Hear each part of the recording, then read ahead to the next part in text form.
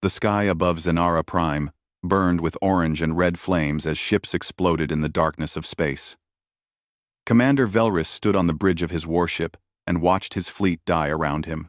The enemy had come without warning 3 weeks ago, and now only 19 ships remained from the original 200 vessels that had defended this world. The Krath were insects from the dark edges of the galaxy, and they showed no mercy to anyone who stood in their path. Their ships moved like a swarm of locusts, and their weapons tore through shields and armor as if they were made of paper. Velrus had fought in many battles during his long career, but he had never seen anything like this before. The enemy simply had too many ships and too much firepower for the Xenorons to handle. Lieutenant Kessa turned from her station with fear in her eyes and reported that the Eastern Fleet had been completely destroyed. Admiral Thorin was dead, and all his ships were gone. Velrus felt his heart sink at the news because Thorin had been his mentor and his closest friend for over 30 years. The Eastern Fleet had been their last real hope of holding the enemy back long enough for the civilian transports to escape. Now there was nothing between the Krath and the planet below except 19 damaged warships that were barely holding together. Velrus asked how many civilians had managed to evacuate, and Kessa told him that 43% had made it to safety. That meant billions were still on the surface, waiting to die. The tactical display showed the true horror of their situation with brutal clarity. The Krath mothership hung in space like a small moon, surrounded by hundreds of smaller vessels that moved in perfect coordination. Every species that had faced the Krath before had reported the same thing. They fought as one mind controlling thousands of bodies, and they never made mistakes or hesitated. Velrus knew that his ships could destroy 10 or even 20 enemy vessels, but it would not matter because there were always more to take their place. He ordered his remaining ships to form up around his position because he had decided to make one final attack. It was pointless, and everyone on the bridge knew it. But Velrus would not let his people die without a fight. The Starlight Defender turned toward the enemy formation and accelerated to attack speed. The other 18 ships followed close behind, and together they fired everything they had at the Krath swarm. Plasma cannons lit up the darkness, and missiles streaked toward enemy targets. A few Krath ships exploded, but more moved in to replace them without pause. The enemy returned fire, and the Starlight Defender shook violently as energy beams struck its hull. Alarms blared throughout the ship, and the damage control officer reported multiple hull breaches on 7 different decks. Velrus ordered those sections sealed and pressed forward because there was nothing else he could do. The Krath mothership began to glow with a terrible light that Velrus recognized from intelligence reports. This was their planet-killer weapon that could burn the surface of a world and leave nothing alive. He had seen recordings of what this weapon did to other planets, and the images still haunted his dreams. The weapon charged slowly but steadily, and Velrus knew it would fire within minutes. He made a decision in that moment that might be his last. He ordered all power diverted to the forward shields and set his ship on a ramming course toward the mothership. If he could reach it before the weapon fired, then perhaps he could detonate his reactor close enough to damage the enemy command ship. It was a desperate plan, but desperation was all he had left. The distance closed rapidly as the Starlight Defender pushed its engines beyond safe limits. 3,000 kilometers became 2,000 and then 1,000 as enemy fire tore into the hull from all sides. Consoles exploded and smoke filled the bridge, but Velrus kept his eyes on the target ahead. The mothership's weapon reached full charge and fired, but not at his ship. The beam lanced down toward the planet below and struck the northern continent, where the capital city stood. Velrus watched in horror as the place where his family lived vanished in a flash of light. His wife and children were gone in an instant, and he felt something break inside him. Then the sensors detected something impossible. Hundreds of new contacts appeared at the edge of the system in perfect formation. These were not Krath ships, and they were not Xenoran reinforcements. The vessels were sleek and angular with designs that Velrus had never seen before. The lead ship was massive and easily twice the size of the Krath mothership. Strange markings covered its hull along with a symbol showing a blue and white world.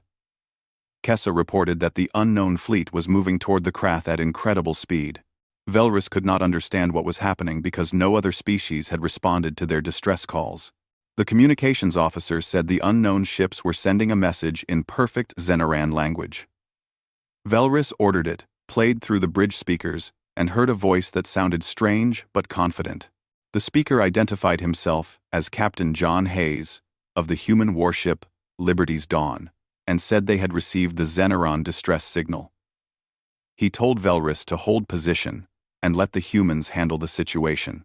Velrys had heard of humans before, because they were a young species that had only achieved faster-than-light travel 50 years ago. He could not imagine what they thought they could do against the Krath with their primitive technology.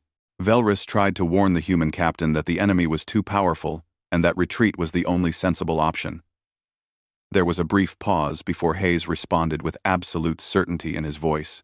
He said that humanity had not traveled 600 light-years just to run away. Then he asked Velrys one more time to hold his position and let the humans fight. Before Velrys could argue, the human fleet opened fire with weapons that lit up space like 1,000 suns. The first volley destroyed 3 Krath cruisers instantly, and Velrys realized with shock that these humans were far more dangerous than anyone had imagined. Perhaps there was hope after all.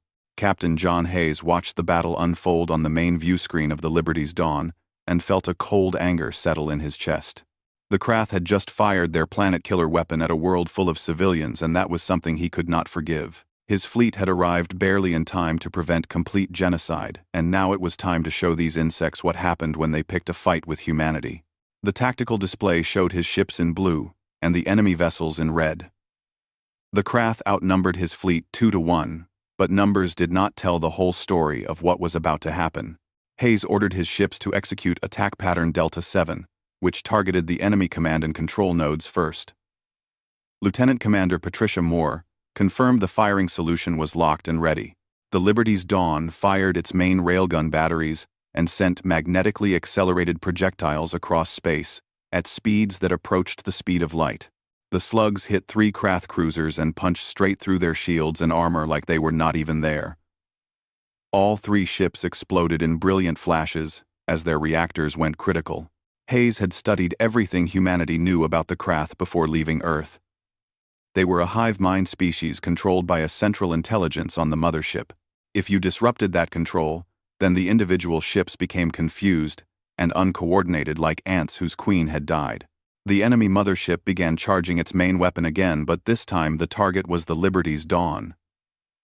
Moore reported the weapon lock, and Hayes immediately ordered evasive maneuvers using pattern Gamma 3.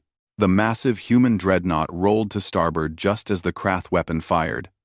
A beam of concentrated energy passed through the space where his ship had been only seconds before. The beam struck a cloud of reflective chaff that the Liberty's Dawn had deployed and scattered harmlessly in multiple directions. Hayes ordered all forward batteries to return fire, and the ship's entire arsenal opened up at once. Rail guns and missile batteries and plasma cannons and laser arrays all fired simultaneously at the Krath mothership. The combined firepower was devastating, and the enemy shields flared bright blue as they struggled to absorb the energy. Around the Liberty's Dawn, the rest of the human fleet pressed forward in coordinated wolf packs. They isolated individual Krath vessels and destroyed them with brutal efficiency that came from years of training. Every human captain knew their role and executed it perfectly without needing constant orders from Hayes. This was how humanity fought, and it was terrifying to watch. The Zenaran commander tried to contact Hayes again, and his voice was filled with disbelief. He asked how this was possible, because humanity was supposed to be a young species that barely understood space travel. Hayes allowed himself a small smile and explained that humans had learned long ago that the galaxy was not a friendly place. When humanity had launched its first faster-than-light probe 50 years ago, they had discovered something terrible. The galaxy was ruled by strength, and the strong dominated the weak, without mercy or justice. Humanity had decided right then that they would never be the weak ones. Every resource and every scientific breakthrough had been poured into building a fleet that could defend Earth and her allies from any threat. Hayes ordered all ships to focus their fire on the Krath mothership because destroying it would end this battle quickly. The human fleet converged on the massive enemy vessel, like sharks that smelled blood in the water. The mothership tried to maneuver and bring its weapons to bear, but it was too slow and too large. Human ships darted around it, firing from every angle and systematically destroying its weapons and engines and shield generators. Moore reported that enemy shields had dropped to 30%, and then 20%, and then 10%, before collapsing completely. Hayes gave the order to fire, and nuclear-tipped missiles streaked from the launch tubes. The missiles struck the mothership's exposed hull and detonated with the force of small stars. The massive vessel cracked and then shattered as secondary explosions rippled across its surface. Internal systems failed, and the ship began to break apart in a shower of debris. Around the dying mothership, the Krath fleet suddenly lost all coordination. Their perfect formation dissolved into chaos as the controlling intelligence died. Individual ships began moving erratically, without direction or purpose. The human fleet moved in and picked them off one by one, like hunters taking down wounded prey. Moore reported that the enemy fleet was trying to retreat, and Hayes ordered his ships to pursue and destroy every single one. He would not allow any Krath vessel to escape and carry word of this defeat back to their home world. The battle turned into a rout as Krath ships fled in all directions. Human vessels were faster and more maneuverable, and they hunted down the fleeing enemy with cold precision. Within 1 hour, it was over. The space around Zanara Prime was filled with debris and the fading glow of destroyed ships, but not a single Krath vessel remained intact. Hayes took a deep breath and felt the tension drain from his body. He asked for a status report, and Moore told him that all human ships were reporting minimal damage with no casualties. The Zanarans were trying to contact them again, and Hayes told the communications officer to put the call through. Commander Velris appeared on the view screen, and his alien features showed clear emotion. He thanked Hayes on behalf of all Zanarans and said they owed humanity a debt that could never be repaid. Hayes shook his head and said they did not owe anything because helping people in trouble was just the right thing to do.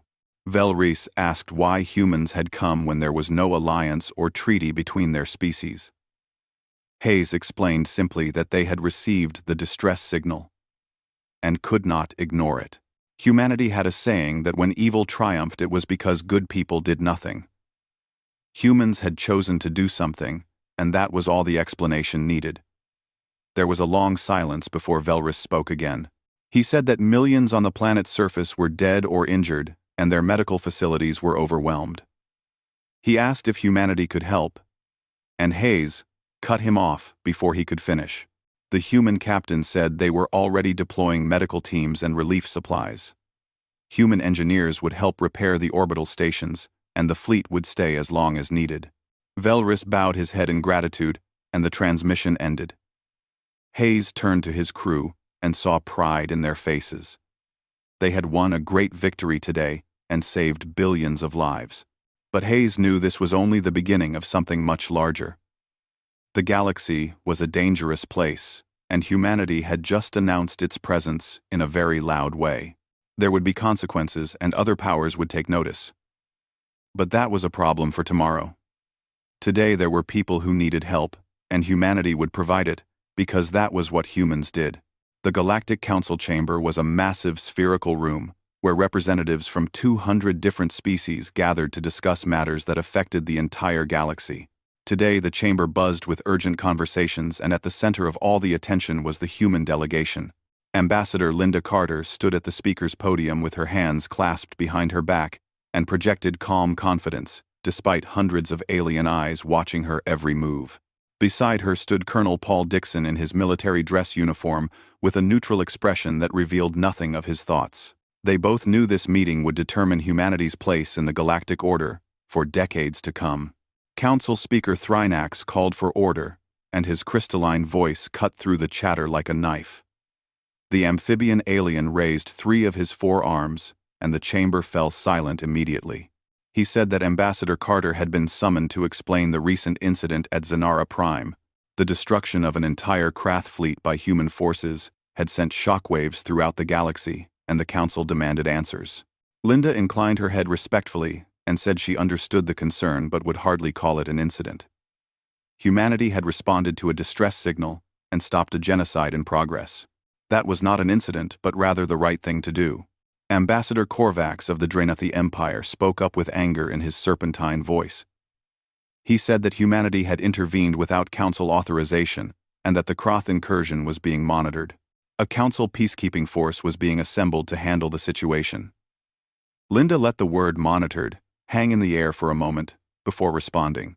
She asked how many Xenarans would have died while the council was still assembling its force. She asked how many had already died while the council monitored the situation and did nothing. Korvax's scales flushed a darker shade of blue, but he had no answer to give. Speaker Thrynax pulled up a holographic display, showing the preliminary battle reports. He said the reports claimed that the human fleet had destroyed over 300 Krath vessels, including a mothership with minimal damage to their own forces. These reports seemed exaggerated or even falsified. Colonel Dixon spoke for the first time, and his voice was firm and clear. He said the reports were not exaggerated, but accurate, and perhaps even conservative. A murmur of shock and disbelief ran through the chamber. Linda could see the mixture of emotions on alien faces around her. There was fear and concern and anger, because humanity had just demonstrated military capabilities that rivaled the greatest powers in the galaxy. Ambassador Yenna of the Corvallis Collective asked how this was possible. Her mantis-like features clicked with agitation as she pointed out that humanity had only achieved faster than light travel 50 standard cycles ago. No species developed such advanced weaponry so quickly without outside help. Linda exchanged a glance with Dixon before answering carefully. She explained that when humanity first reached the stars, they had discovered something troubling about the galaxy. It was not governed by justice or equality, but by raw strength. The strong dominated, and the weak were conquered or simply ignored. Humanity had decided they would not be weak, and had prepared accordingly. Korvax hissed that Linda was speaking as if the Galactic Council meant nothing. Linda replied that the Council meant a great deal as a forum for dialogue and discussion. But when the Xenarans called for help, the Council had not been there. When the Krath attacked, there were no peacekeeping forces to stop them. The Xenarans had not needed dialogue or debate. They had needed ships with guns, and they had needed them immediately. Humanity had provided what was needed when it was needed, and made no apologies for that. Thrynax said this kind of unilateral action destabilized the galactic order that the Council existed to maintain. Dixon interjected with respect in his tone, but steel in his words. He said the galaxy was already destabilized by species like the Krath who conquered and killed without consequence. The Council had passed resolutions condemning Krath actions, but those resolutions had accomplished nothing. The pattern was clear to anyone who looked. The Council debated while worlds burned and populations died. Korvax demanded to know what gave humanity the right to act as judge and executioner across the galaxy. Linda met his gaze steadily and said the same thing that gave the Krath the right to attack the Xenarans. Nothing. There was no cosmic authority that granted rights to anyone. There was only what beings chose to do, and what they were capable of doing. The Krath chose to commit genocide, and humanity chose to stop them. The difference was that humans were willing to face the consequences of their choices. Thrynax asked what consequences humanity was prepared to face. The Krath would regroup and seek revenge. Other powers would see humanity as a threat. Dixon said flatly that the Krath were welcome to try, and humanity was ready. The chamber erupted in shocked voices at the bold statement. Linda raised her hand for silence and clarified what Dixon meant. Humanity was prepared to defend itself and its allies against any threat. They were not seeking conflict, but would not run from it either. Korvax narrowed his eyes and asked about allies. The Xenarans were not formally aligned with Earth in any way. Linda confirmed that the situation had changed. That very morning, the Xenaran government had signed a mutual defense pact with humanity. Any attack on Xenara would be treated as an attack on Earth, and the reverse was also true. The implications rippled through the chamber like a shockwave. Multiple ambassadors began speaking at once, in a cacophony of concern and outrage. Thrynax bellowed for order, and when silence returned, he focused on Linda with intensity. He said she must understand how this appeared to the Council. A young species suddenly emerged with overwhelming military power and immediately began forming alliances outside council oversight. It suggested humanity had expansionist intentions and wanted to build an empire. Linda said firmly that humanity had no interest in empire or conquest. Humans did not want to rule anyone or take anyone's territory. But humanity had learned from history, both their own and the galaxy's. Neutrality was not the same as safety. Weakness invited aggression from those who respected only strength. Humanity was willing to work within the Council's framework, but would not let that framework become a cage that prevented them from helping those in need. Ambassador Yenna asked what humanity wanted from the galaxy. Linda considered the question carefully because this moment would define humanity's relationship with the rest of the galaxy for generations. She said, "Humanity wanted a galaxy where distress signals were answered quickly, a galaxy where genocidal empires faced real consequences for their actions, a galaxy where strength was used to protect the weak instead of to oppress them. If the Council could be that force, then humanity would stand with the Council. If the Council could not, or would not, change, then humanity would do what it must to protect the innocent." Thrynax said that sounded very much like an ultimatum. Linda corrected him and said it was a choice being offered. The Council could continue, as it had with endless debates and resolutions that no one enforced. It could watch as species like the Krath carved up the galaxy piece by piece. Or the Council could adapt and reform, and become something more than just a talking forum. Humanity was willing to help make that change happen. Korvax laughed harshly and asked what would happen if the Council refused. Would humanity try to enforce its will on the entire galaxy by force? Linda said no, very simply. Humanity would just protect those who asked for help. But she asked the Council to consider something important. Every day, the Council did nothing. More species would look for alternatives. Today, the Xenarans had signed a pact with humanity. Tomorrow, it might be the Corvallis. Next week, perhaps even the Drenathi. How long before member species started questioning whether the Council served them, or whether they would be better off with allies who actually responded when they were in danger? The silence that followed was profound, and Linda could see calculations happening behind alien eyes. She had just outlined a path that could fragment the entire galactic order. Finally, Thrynax spoke and said the Council would take her words under advisement. The session was adjourned, and ambassadors began filing out. Dixon leaned close to Linda and asked quietly if she thought they would listen. Linda watched the alien delegates departing in worried groups and said some would listen while others would not. But they had changed the conversation, and that was what mattered most. Dixon noted they had also made enemies, and Linda agreed. They had made enemies the moment they destroyed the Krath fleet. At least now they had friends as well, and that was an improvement over being alone. The Krath War Council assembled in the shadowy depths of the breeding station that orbited their home world. Queen Zalrath sat upon her throne and surveyed the gathered warlords with her multifaceted eyes. Each warlord had come bearing reports of the disaster at Zanara Prime, and each one showed shame in the droop of their antennae. The Krath had suffered defeats before, but never anything like this. An entire fleet destroyed, and a mothership shattered by an unknown species that had appeared from nowhere. The Queen's mandibles clicked in agitation as she prepared to hear explanations that would likely only increase her anger. She commanded the warlords to explain how 300 vessels and a mothership were obliterated by a species no one had encountered before. Warlord Crix stepped forward, and his carapace bore scars from countless battles across the galaxy. He said the humans possessed technology that was beyond current Krath understanding. Their weapons penetrated shields as if they were not there. Their ships moved with unnatural speed and agility. Most disturbing was how they fought as a coordinated collective, without needing a hive mind. Every ship acted in perfect harmony with the others, through training and discipline alone. Zalrath tasted the word humans, and found it bitter on her tongue. She asked how an unknown species had arrived at Zanara so quickly. Intelligence reports showed no major military installations anywhere in that sector. Another warlord stepped forward and reported that the humans had come from 600 light cycles away.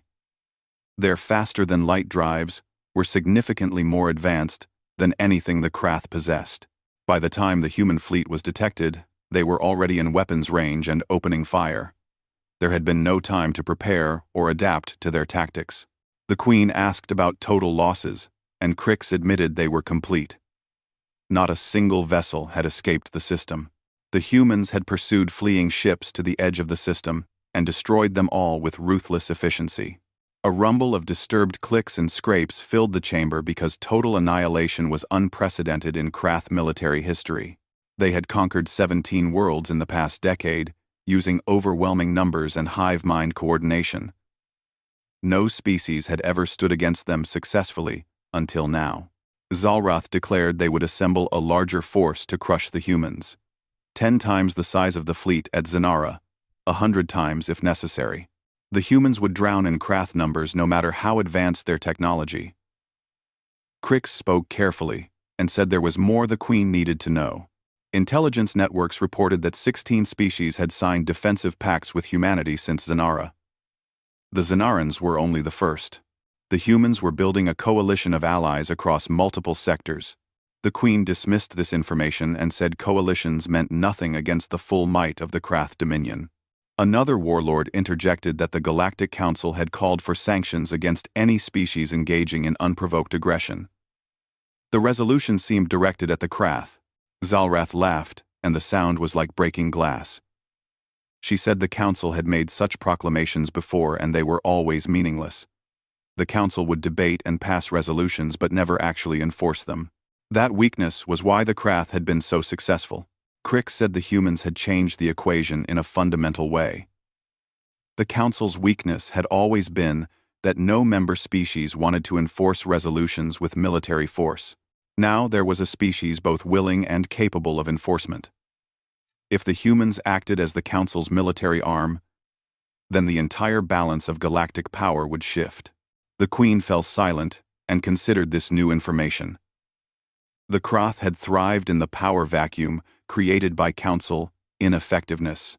If humans truly intended to enforce galactic law, then expansion would become much more difficult. She asked how many ships the humans could field in total. Crix reported that the fleet at Zanara had numbered 200 vessels. Intelligence suggested humans had at least 3 more fleets of similar size, and possibly many more. The exact number was unknown because Earth was heavily fortified, and scouts could not penetrate the inner system defenses. Agents reported extensive orbital weapons platforms around Earth that dwarfed even Krath motherships.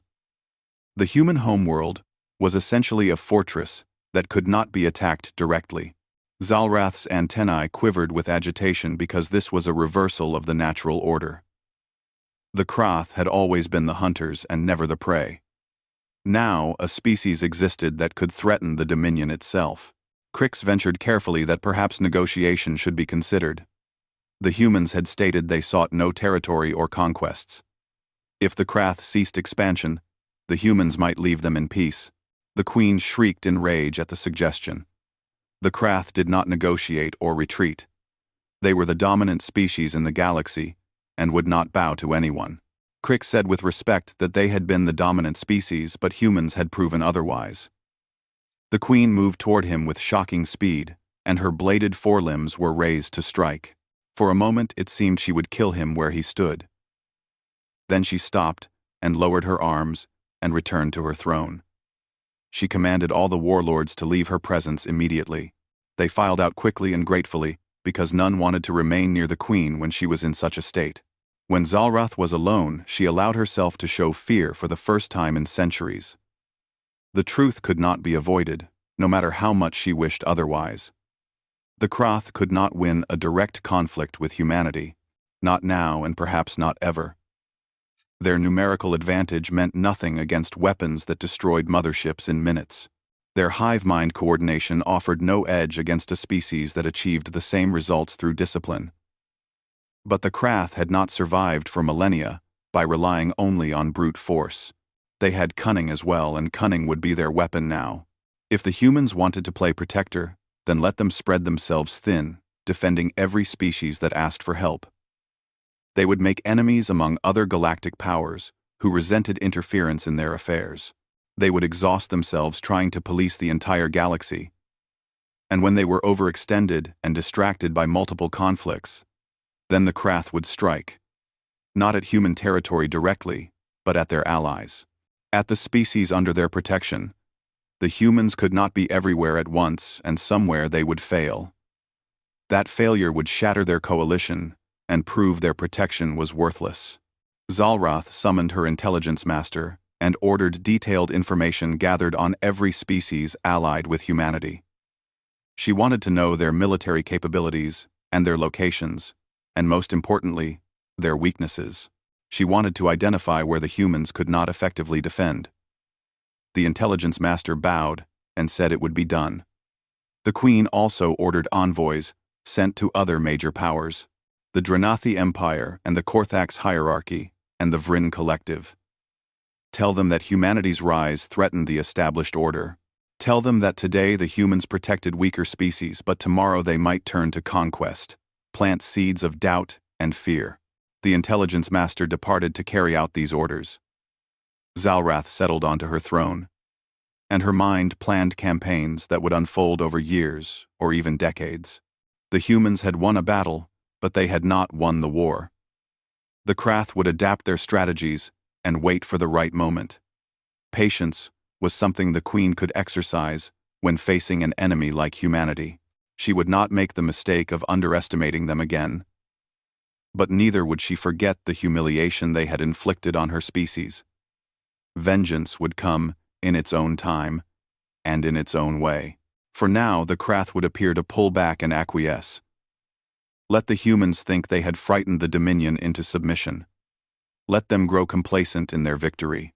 And when the moment was right, the Krath would strike, and the humans would learn that some enemies never forgave and never forgot.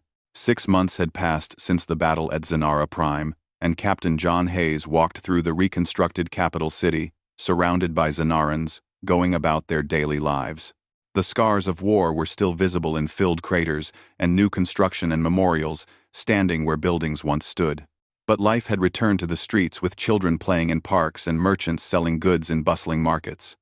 It was a testament to the resilience of the Zenaran people and their refusal to surrender to despair. Commander Velrus walked beside Hayes, but now wore the rank of admiral and commanded the rebuilt Zenaran defense fleet. He said he still found it remarkable that 6 months ago he had been prepared to die, and his world was hours from complete destruction. Now, everything had changed. Hayes smiled and said the Zenarans had rebuilt quickly and should be proud of what they had accomplished. Velrus said they had received considerable help from human engineers and human resources and human protection while they recovered. Without that assistance, the Krath would have returned to finish what they started. They reached the Memorial Plaza, where a massive monument stood, carved from native stone. It depicted a Zenaran and a human standing back to back, with weapons raised against a darkness that seemed to swirl around them. The inscription was written in both languages, and read that when hope faded, humanity had answered, and the Zenarans were forever grateful. Hayes felt tightness in his chest and said it was too much because humanity had only done what was right. Velrus replied, that was exactly why it meant so much. Humanity had gained nothing from saving Zanara. No territory or resources or tribute. They had helped simply because help was needed. That kind of selflessness was rare in the galaxy and worth remembering. They stood in silence, watching as Zenarans came to leave offerings at the memorial. Flowers and candles and small tokens of remembrance were placed at the base of the monument. Velrus asked how the other alliances were developing across the galaxy. Hayes pulled out a datapad and scrolled through reports while explaining that 23 species had joined what they were calling the Alliance of Free Worlds. Each member maintained full sovereignty, but they coordinated on defense and shared technology within reasonable limits. Velrus said the Galactic Council must be furious at this development. Hayes corrected him and said the council was divided. Some members saw humanity as a threat, while others saw them as a necessary force for stability. A few council members had even quietly approached humanity about joining the alliance themselves. Velrus asked if humanity would accept council members, and Hayes said that question was being debated back on Earth. Some people thought the alliance should stay small and focused, while others argued they should welcome anyone willing to stand against tyranny. It was complicated, and there were no easy answers. Velrus agreed that everything was complicated these days. He mentioned hearing rumors that the Krath had been very quiet since the battle at Zanara. Hayes said they had been too quiet, and his expression darkened. Intelligence suggested the Krath were planning something. There had been unusual ship movements near their borders, and encrypted communications and diplomatic overtures to species that opposed the alliance. Velrus said it sounded like the Krath were trying to isolate humanity politically. Hayes confirmed they were trying, but whether they would succeed was another matter entirely. He explained that was actually why he had come to Zanara today. Humanity was establishing a forward operating base in this sector, and wanted permission to station a permanent fleet group here. Velrus's eyes widened as he realized what Hayes was saying. Humanity expected another attack. Hayes said he was preparing for the possibility. The Krath would not strike at Earth directly because human home defenses were too strong. But Alliance members were more vulnerable. And Zanara was close to Krath space, which made it a likely target. Velrus said the Zanaran defense fleet had been rebuilt with 40 modern ships equipped with human weapons. They were not defenseless anymore. Hayes said bluntly that 40 ships against 300 would still be a slaughter. He was not questioning Zanaran courage but simply stating facts. If the Krath came again, they would come with overwhelming force. Humanity needed to have ships in position to respond immediately. Velrus was quiet for a long moment, before asking how many worlds were under human protection now. Hayes said there were 23 Alliance members. Velrus asked how many ships humanity had in total. Hayes said enough, but knew it was not a real answer. The truth was more complicated than he wanted to admit. Humanity had built an impressive fleet, but it was not infinite. Every ship stationed at an allied world was a ship that could not be somewhere else. Every commitment made was a strain on limited resources and personnel. Earth's military command was already debating how many obligations could realistically be honored if multiple conflicts erupted simultaneously. Velrus said softly that he worried about humanity taking on such a tremendous burden. He asked what would happen if humans could not fulfill all their promises. Hayes said they would do what they could and live with the consequences. Giving up before trying was not an option, because too many people were counting on them. They resumed walking and left the memorial behind. Around them, Zanarans paused to nod respectfully at Hayes, and some approached to offer thanks in broken English. He accepted their gratitude with grace, though each expression of thanks added to the weight he felt on his shoulders. Velrus said there was something else Hayes needed to know. Several species had approached Zanara about joining the Alliance, but had not contacted humanity directly. Instead, they wanted Zanara to advocate for them. Hayes asked which species were interested. Velrus mentioned the Vorlax Confederation, who were peaceful traders and scholars, with almost no military capability. The Krath had raided 3 Vorlax colonies the previous year, and the Galactic Council had done nothing to help. Hayes nodded slowly, and said humanity would consider their application. He asked if there were others. Velrus mentioned the Ythrani, who were warriors, and could actually contribute significant military strength to the Alliance. Hayes asked why they had not approached humanity directly. Velrus explained it was a matter of pride. The Ythrani did not want to be seen as begging for human protection. If Zanara recommended them, it would look like a mutual agreement between equals rather than a desperate plea for help. Hayes understood because even in space politics were unavoidable. He said he would bring both species to the attention of Alliance leadership, but could make no promises. They entered the government complex, where Velrus had arranged meetings with civilian leadership. Prime Minister Kasara greeted Hayes warmly and invited him to sit for discussions. The meeting lasted 3 hours, covering everything from trade agreements to military exercises to cultural exchange programs. By the end, Hayes felt overwhelmed with details and obligations that seemed to multiply endlessly. As he prepared to return to his ship, Kasara pulled him aside and asked to speak frankly. Hayes said of course, and the Prime Minister told him he was changing the galaxy. The Alliance was giving hope to species that had none before, but it was also making humanity a target.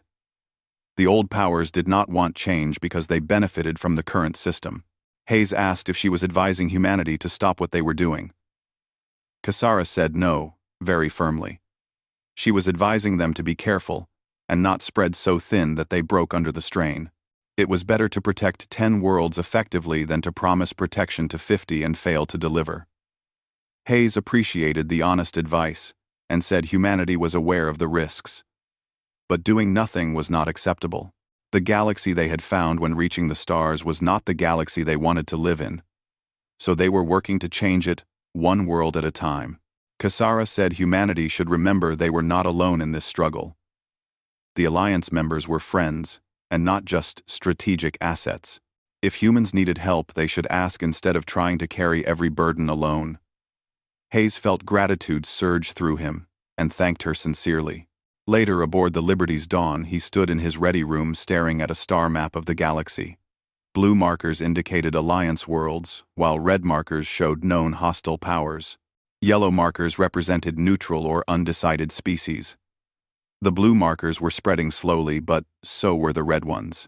Lieutenant Commander Patricia Moore entered with a datapad containing the latest intelligence reports. Hayes scanned the contents and saw Krath ship movements near Alliance space. Drenathi diplomatic missions to neutral worlds. Whispers of a major offensive being planned by someone. He said quietly that the enemy was coming. Moore agreed and said the only questions were where and when they would strike. Hayes studied the map, trying to think like an enemy commander. Where was the Alliance weakest? Where could a strike do the most damage, both militarily and psychologically?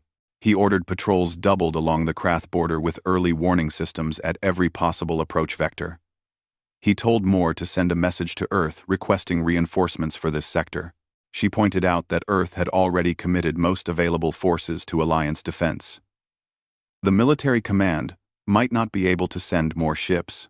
Hayes said they would make do with what they had but wanted Earth to understand the situation they were facing. Moore nodded and departed to carry out the orders. Hayes returned his attention to the star map and knew somewhere out there an enemy was planning an attack. Lives depended on him seeing it coming and being in the right place at the right time. It was a heavy burden to carry.